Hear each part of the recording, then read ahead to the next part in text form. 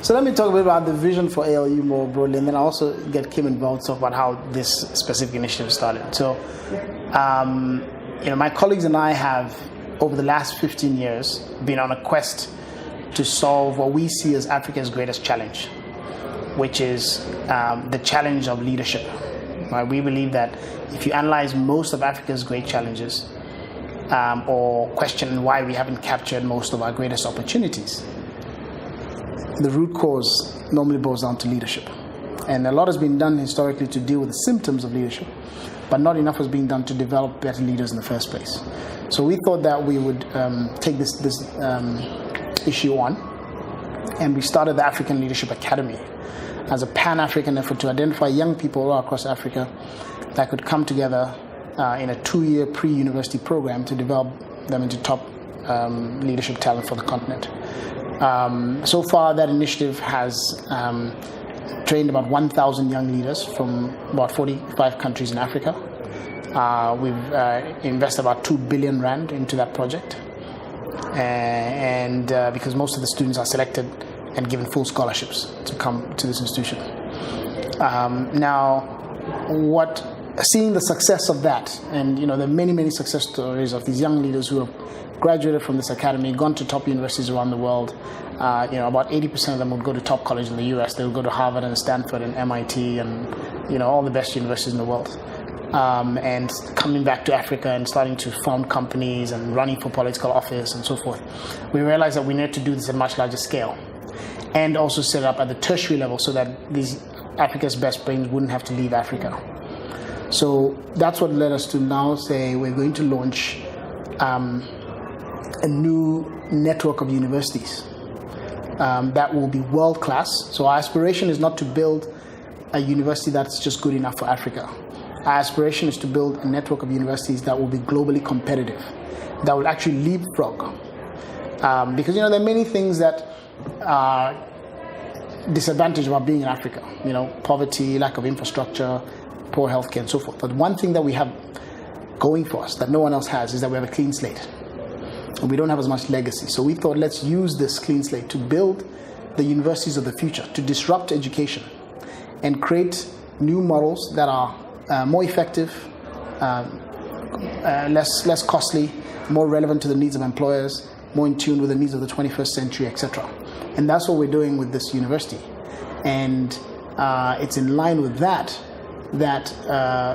we are creating the School of Insurance, because we wanted the university not just to be about education. We want to use the university as a means to an end. The end is a transformation of Africa.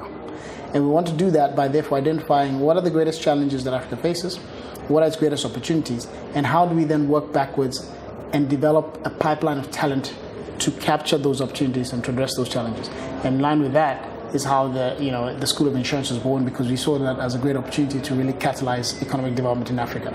I guess it's really about that connection between education and employment. Mm-hmm. And that's where the niche really fits.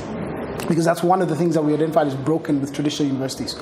In Europe, 40% of youth are unemployed, and many of these have university graduates.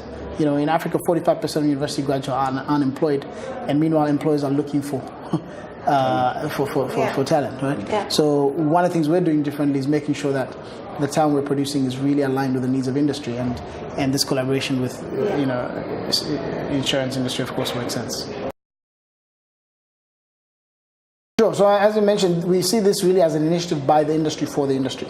So industry players can get involved in many ways. Firstly, we're looking for a large number of internships that the young people who are going through the undergraduate programs can spend every year 4 months of their year in work placement. Secondly, we're looking for case studies that we can use to teach within the curriculum so that they're seeing immediately the application of what they're learning. We're looking for problems that insurance companies want our students to solve today. Right? So we say, give us your toughest problems and let these young people work on them. And give them exposure and also give you new, fresh ideas. We're looking for professionals to come and serve as guest faculty members in Mauritius, in Rwanda, or in any of the short courses that we'll do around Africa in major cities as continuing professional development for professionals in the insurance sector. And finally, we're looking for companies to join us as funders and to be involved in ensuring that young people can get opportunities to enter the insurance sector. So these are all the ways in which insurance companies can get involved. But ultimately, we want them to help us shape the future of the talent that they will be taking in. And so we don't want a situation where 5 years from now, 10 years from now, people are saying, well, we didn't get the talent that we needed.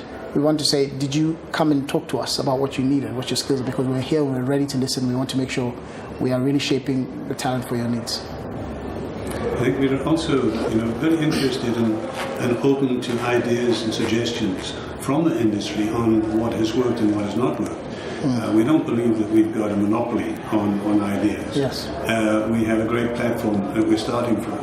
So we would love, and I would personally love to hear from industry players that like to say, listen, we've tried this and this didn't work for this reason, or this did work. We'd like to see more of this or less of that. Yes. Or these are some of the problems that our young people are facing, so that we can understand, on a day-to-day basis, what the daily challenges are. It's not just enough to say there's a lack of talent, respond to it.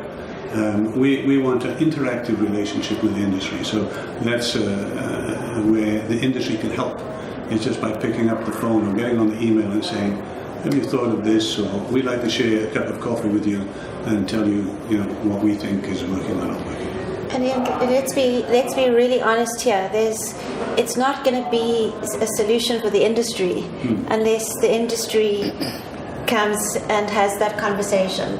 Whether it's around designing an internship program that's really relevant for them, or about the bigger, more societal challenges in terms of funding disadvantaged, needy students out there who can contribute, or if it's in terms of the design of the programs, coaching, mentoring, lecturing.